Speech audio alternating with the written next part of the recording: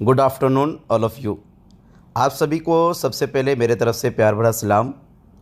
मैं आप सभी को आज कुछ ख़ास और इम्पोर्टेंट बातों को गाइड करने की कोशिश करूँगा। शायद हो सके तो मैं अपने तजुर्बा को आपको देने की कोशिश करूँगा, और इस तजुर्बे में आप अगर सीखने की कोशिश करेंगे तो आपको आज इस बात से ज़रूर समझ में आएगा कि आखिर ऐसा क्या करें जिसकी वजह से आपकी टीम का, आपके एक एक लोगों का लक्ष्य, ड्रीम्स, टारगेट आसानी से पूरा हो। दोस्तों, आप सभी के पास आज शायद कुछ फील्ड से, टीम से, लोगों से कुछ प्रकार की बातें आती होंगी, और उन बातों को सुनकर आप सबसे ज़्यादा अपने अप्लायंस को जब टारगेट देते होंगे, उन टारगेट को जब आप अपने अप्लायंस तक पहुंचाते होंगे तो अप्लायंस सीधा सीधा आपसे सवाल करता है कि आप टारगेट क्यों नहीं पूरा कर रहे हैं। शायद आपके पास कोई जवाब नहीं होता होगा, और शायद आप सिर्फ और सिर्फ कुछ साइड से कट पिट लगाकर निकलने की कोशिश करते हैं और अपने अंदाज से, अपने तरफ से कुछ इस प्रकार के जवाब देने की कोशिश करते हैं कि सर टारगेट पूरा नहीं होता है क्योंकि सेल्स गेस्ट फेल हो रहा है। सर टारगेट क्यों नहीं पूरा हो रहा है? सर क्योंकि लोग हमें फील्ड से रिजेक्शन ज़्यादा दे रहे हैं। सर टारगेट क्यों नहीं पूरा हो रहा है?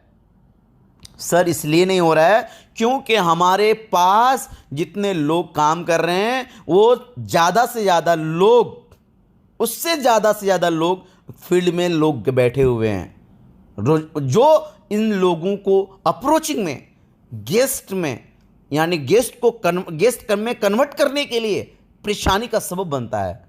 यानी कुछ इस प्रकार से आप लोगों के पास ऑटोमेटिक क्वेश्चन आपके दिमाग में आता है और आप अपने अप्लाइन को ज़रूर बताते होंगे। तो जहाँ तक आप सभी के इस सवाल को मैंने सुना और गौर किया, मुझे जहाँ तक लगता है कि इन सारे चीज़ों का समाधान है।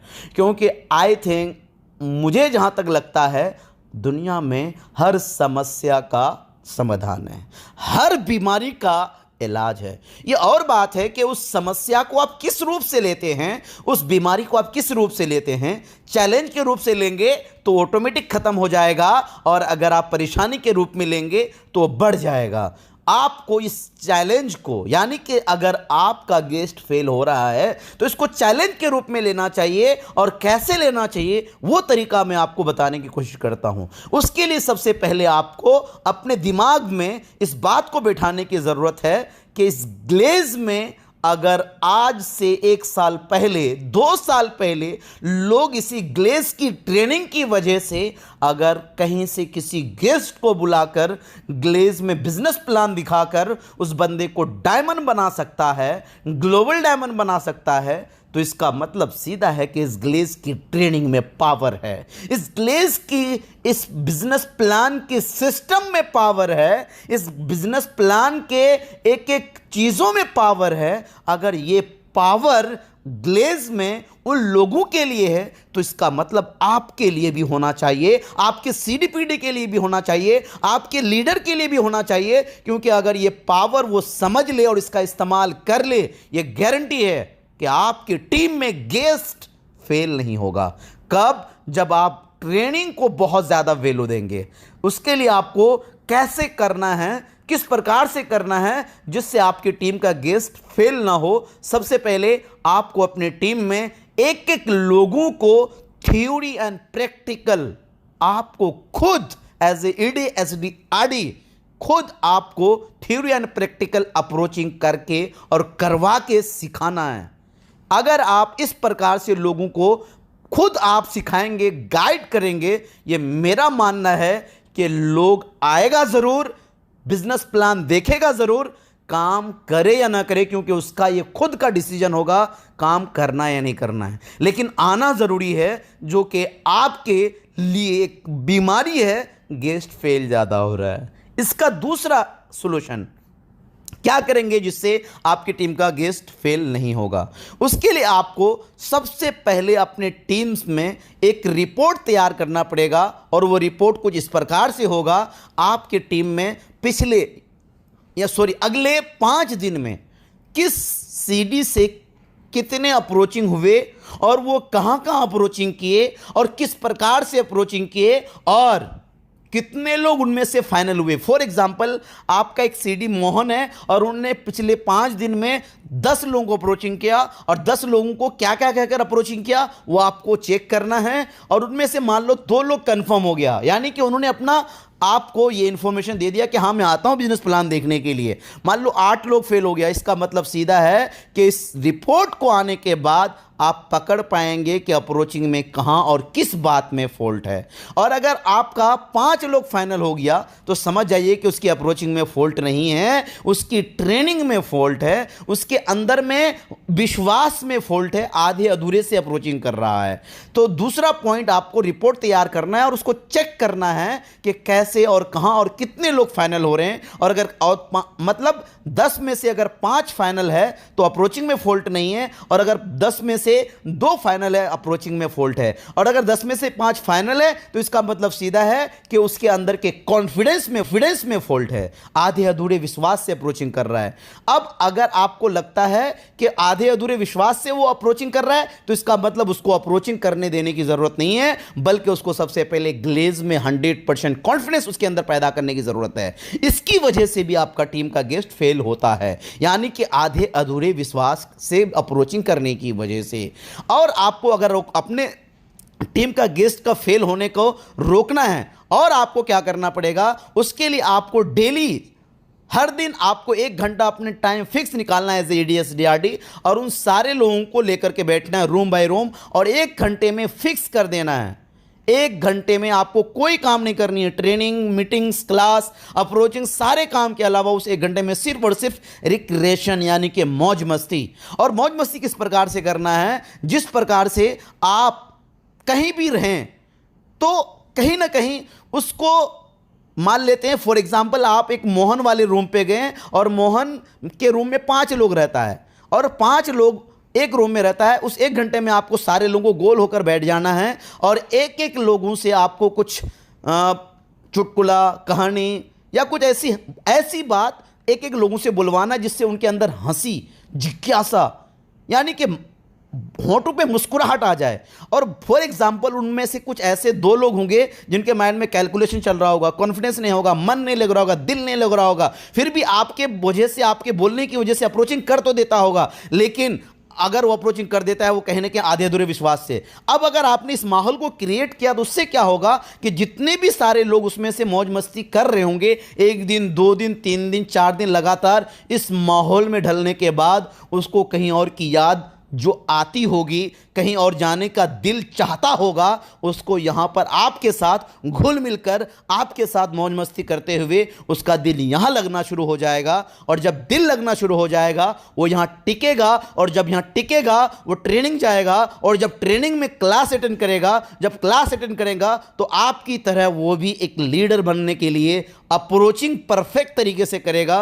और जब परफेक्ट तरीके से अप्रोचिंग करेगा तो कहीं ना कहीं गेस्ट फेल नहीं होगा। क्योंकि दोस्तों, जब लोग मौज मस्ती के माहौल में नहीं रहता है, सिर्फ काम काम, अप्रोचिंग, गेस्ट फेल, मतलब गेस्ट टारगेट, सेल्स, प्रमोशन, तो इसकी वजह से कुछ लोग अपने माइंड में, क्या यार लाइफ में हम एंजॉय कर रहे थे, कहाँ कर घुस गए हैं, यहाँ पर सिर्फ अप्रोचिंग, काम, सेल्स, प्रमोशन। तो उसको थोड़ा इस टाइप से माहौल देना ज़रूरी है जिससे वो खुश खुश होकर अप्रोचिंग करे। खुशी खुशी कोई काम अगर करता है वो 100% करता है और दिल से करता है। और जब कोई काम खुशी खुशी किया जाता है और दिल से किया जाता है वो काम सक्सेसफुल होता है दोस्त। और अगर आप चाहते हैं कि अपनी टीम का सेल्स टारगेट फेल ना हो तो आपको क्या करना चाहिए, आपको पिछले 5 दिन की रिपोर्ट के साथ, उसके अलावा अपने अपलाइन के साथ बैठकर यह डिस्कस करना चाहिए कि आखिर इस टीम में क्या क्या कमियां हैं जिसके कारण ये सारे के सारे लोग 10 में से 5 गेस्ट फेल हो रहा है। उस कारण में अगर आप जानने की कोशिश करेंगे, मेरा जो तजर्बा कहता है सबसे अच्छा आपको उन 5 लोग जो ना बोले हैं उनके द्वारा, यानी कि जिनका वो गेस्ट है उनके द्वारा फ़ोन करवाएं और उनको हाय हेलो बोलवाएं। और उनको ये ना बोले कि आप आओ, बल्कि उनको ये बोलें कि आपको आना नहीं, कोई बात नहीं, लेकिन ये ज़रूर बताएं आप इस ग्लेज में, यानी कि यहाँ बिजनेस प्लान देखने समझने आने के लिए आपको ऐसी क्या क्या रुकावटें आई हैं। अगर उनसे आप रियल में इस प्रकार से ज़्यादा नहीं, अपने टीम से 10-10 लोगों से अगर आपने इस प्रकार से बैक कॉल करवाया और उनसे आपने रियल गेस्ट से पॉइंट नोट किया और रियल फीडबैक जाना और उस पॉइंट के लिए अगर आप उसका सोल्यूशन तैयार किया ना, तो यकीन मान लीजिए 100% आपकी टीम का सेल्स टारगेट फेल नहीं होगा। क्योंकि वो जो गेस्ट बताएगा ना, वो बिल्कुल सही बात बताएगा और 10 लोगों में से अगर आप बात करेंगे तो 8 लोग उन सारे पॉइंट को इकट्ठा करके उस पर आपको प्लानिंग करने की ज़रूरत है कि इन सारे सवालों का जवाब क्या है, इन समस्या का समाधान क्या है। और जब इस प्रकार से आप काम करेंगे तो यकीन मान लीजिए आपके टीम का गेस्ट कभी फेल नहीं होगा। दोस्तों, इस प्रकार से बहुत सारी ऐसी पॉइंट्स बातें हैं जो आपको मैं बता सकता हूं, क्योंकि ये ऑडियो में ज़्यादा लंबी बात नहीं बता सकता। इसके लिए आप अपने अपलाइन के हमेशा संपर्क में रहें। अगर अपलाइन आपको हमेशा गाइड करता रहे, उसके अलावा कुछ ना करें। आप अपने डाउनलाइन को ये बात समझा दें कि अपलाइन के फॉलो के अलावा अपलाइन के रास्ते, बताए हुए रास्ते, सही अपलाइन जो सक्सेस अपलाइन है उस रास्ते पर चलें। जिस सक्सेस पर चलकर, जिस रास्ते पर चलकर आपके अपलाइन सक्सेस हुए हैं, अगर उसके अलावा रास्ते पर आप चलेंगे तो यकीन मानिए आपकी टीम का जो गेस्ट है वो कभी टारगेट पूरा नहीं होगा। अगर चाहते हैं टारगेट पूरा हो तो अपलाइन के बताए हुए रास्ते पर बिल्कुल चलें और एक एक सीढ़ी को इस बात को पहुंचा दें। अगर वो भी आपकी तरह फॉलो करना शुरू कर दिया, इसके लिए आपको टीम में ज़्यादा से ज़्यादा अपर हैंड लगाने की ज़रूरत पड़ेगी। अगर अपर हैंड ज़्यादा से ज़्यादा होगा, आपकी टीम का कभी टारगेट फेल नहीं होगा। क्योंकि अपर हैंड की वजह से कुछ ऐसे लोग होते हैं जो आपकी बात को सुनते और मानते हैं और गलत अप्रोचिंग नहीं करते हैं। मैं आपको खुद अपनी अगर बात करूं दोस्तों, मेरे अपलाइन मुझे इतना अपर हैंड में रखे थे कि मैं कभी गलती से सोचता भी नहीं था कि फ़ोन उठाऊं और किसी गेस्ट को फ़ोन लगाऊं, क्योंकि इतना अप्रेंशन मारे थे, इतना अप्रेंशन में रखे थे, जिसकी वजह से अपलाइन के बिना मैं अप्रोचिंग नहीं करता था। और आज मेरा तजुर्बा कहता है आपके टीम का गेस्ट फेल होने का कारण एक ये भी है कि अपलाइन के बिना गेस्ट को कहीं भी कोई भी कभी भी अप्रोचिंग कर देता है और जिसकी वजह से गेस्ट को उसके सवाल का जवाब नहीं मिल पाता है और जिसकी वजह से गेस्ट फेल हो जाता है। तो इसीलिए आप सभी को अपलाइन की ज़रूरत है और आप एज ए EDSDRD अपने अपलाइन से हमेशा ऐसी समस्या का समाधान ज़रूर लें ताकि आप अपनी टीम का टारगेट पूरा कर सकें और आप बन सकें इस ग्लेज के लिए, लोगों के लिए आइडियल। आप सभी का बहुत बहुत धन्यवाद। Thank you so much.